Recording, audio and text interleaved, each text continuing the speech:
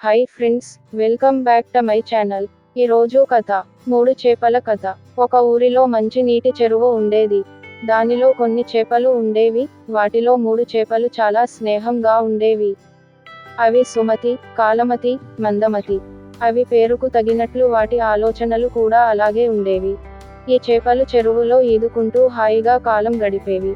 సుమతి ముందు చూపుతో రాబోయే ఆపద నుండి కాపాడుకోవాలి అనుకునేది. కాలమతి ఏదైనా ఆపద వచ్చినప్పుడు ఆలోచించేది. మందమతి పేరుకు తగినట్లే ఏమీ ఆలోచించకుండా కాలం గడిపేది.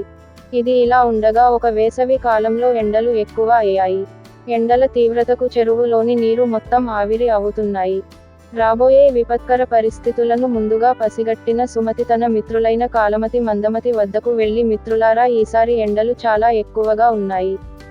ఈ ఎండలకు చెరువులోని నీరు మొత్తం తగ్గిపోయే ప్రమాదం ఉంది. కాబట్టి ముందుగానే మనం ఈ చెరువును విడిచి ఊరి చివరలో ఉన్న పెద్ద చెరువులోకి వెళదాము. లేకపోతే జాలర్లు మనలను పట్టుకోవడానికి వస్తారు.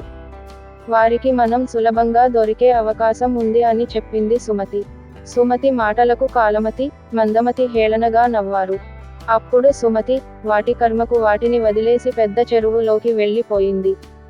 సుమతి ముందుగా ఊహించినట్లే చెరువులోని నీరు ఎండల తాకిడికి నీళ్లు తగ్గిపోయాయి. కొన్ని నీళ్లు ఉండగానే జాలర్లు అక్కడికి వచ్చి చేపలు పట్టడానికి చెరువులోకి వల విసిరారు. ఆ వలలో కాలమతి, మందమతి చిక్కాయి. కాలమతి ప్రమాదాన్ని పసిగట్టి చచ్చినట్లు కదలకుండా ఉంది వలలో. జాలరి కాలమతిని చూచి, ఈ చచ్చిన చేప నాకెందుకు అని చెరువులోకి విసిరాడు. బతుకు జీవుడా అనుకుంది కాలమతి. మందమతి మాత్రం ఏమీ ఆలోచించకుండా అక్కడనే ఉంది. ఆ చేపలు ఇంటికి తీసుకొని పోయి కూర వండుకు తిన్నాడు జాలరి. అందుకే ముందుగా ఏమి జరుగుతుందో ఆలోచించి ప్రమాదాల నుంచి కాపాడుకోవాలి. లేదంటే అనుకోని ప్రమాదాలు సంభవించినప్పుడు సమయస్ఫూర్తితో కష్టాల నుండి తప్పించుకోవాలి.